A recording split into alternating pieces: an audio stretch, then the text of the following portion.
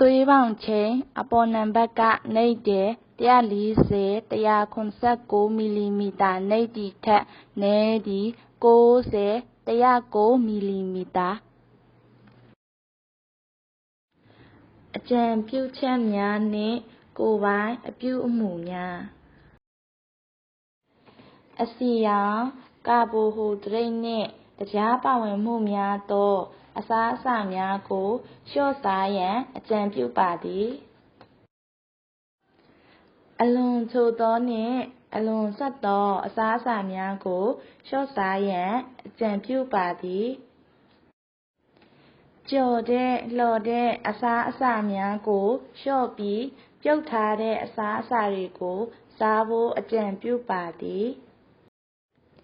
နေ့စဉ်အချိုနည်းသောဟင်းသီးဟင်းရွက်များနှင့်အသီးအနှံများကိုစားဖို့အကြံပြုပါသည်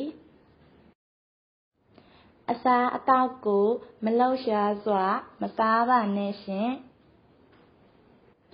ဆေးလိပ်အရက်နှင့်မူးယစ်ဆေးဝါးများကိုမသုံးစွဲရန်အကြံပြုပါသည်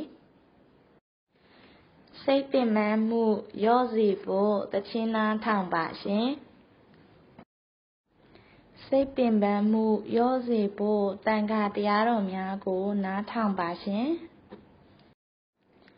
အသက်နှင့်ကျန်းမာရေးအခြေအနေကိုကိုက်ညီစေရန်နေ့စဉ်လေ့ကျင့်ခန်းပြုလုပ်ပေးပါရှင်သွေးဖိအားမြင့်မှုနှင့်သကြားဓာတ်ကိုပုံမှန်အတိုင်းထိန်းချုပ်ပါဆရာဝန်ဆိုင်ရာသွားပြီးဆေးကိုအဆက်မပြတ်သောက်သုံးပါဆေးမပြတ်လိုက်ပါနှင့်ကိုယ်တိုင်ဆေးရက်ခြင်းမပြုရယောဂဆက်စပ်မှုများသွေးကြောပိတ်ဆို့ခြင်းနှင့်အကျိုးမလုပ်ခြင်းတို့ကိုသတိထားပါရှင်